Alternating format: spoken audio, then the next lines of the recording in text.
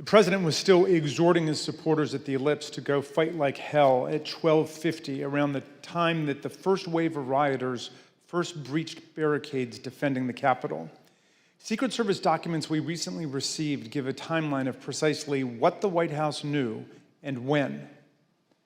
At 1:19, the President's Emergency Operations Center sent an email to Secret Service, national security, and military advisors to the President and Vice President, informing them that, quote, hundreds of Trump supporters stormed through metal barricades at the back of the Capitol building about 1 p.m. Wednesday, running past security guards and breaking fences.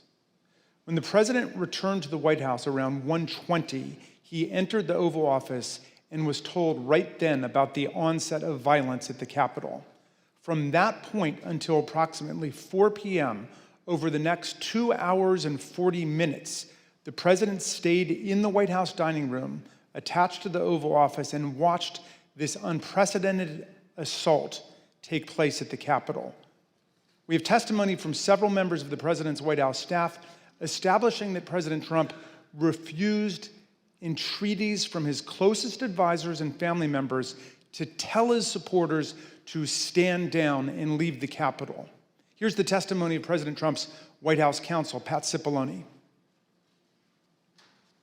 I can't talk about conversations with the president, but I can generically say that I said, people need to be told, there needs to be a public announcement fast that they need to leave the Capitol. And Pat, could you let us know approximately when you said that? Approximately when? Almost immediately after I found out people were getting into the Capitol or approaching the Capitol in a way that was violent. You on the staff did not want people to leave the Capitol. On the staff? In the White House. I can't think of anybody, on that day who didn't want people to get out of the Capitol once particularly once the violence started. No. I mean,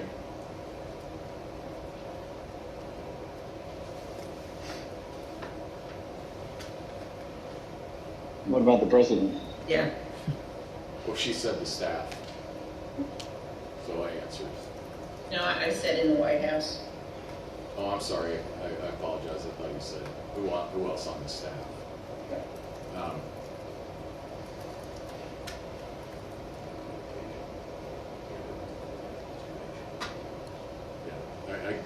I can't reveal communications, but obviously I think, yeah.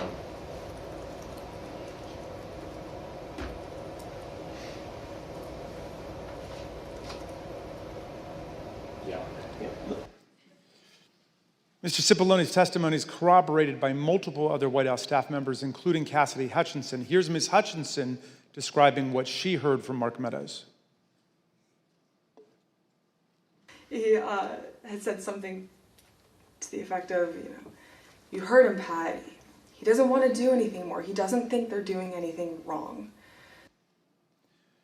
A former White House employee with national security duties similarly recalled an exchange between Mr. Cipollone and Eric Hirschman about President Trump's inaction against the mob assault underway at the Capitol. Mr. Hirschman said something to Mr. Cipollone. He seemed to relay that, the president didn't want anything done. Throughout this period, some of the president's most important political allies, family members, and senior staff all begged him to tell his supporters to disperse and go home. They included Sean Hannity, Laura Ingraham, and other allies at Fox News, his son, Donald Trump Jr., the House Minority Leader, Kevin McCarthy, others in Congress, and officials in the cabinet and the executive branch. All of them made appeals to Donald Trump, which he rejected and he ignored. The Select Committee interviewed several people who were in the dining room with Donald Trump that afternoon, and every single one of these witnesses told us that he was watching the violent battles rage on television.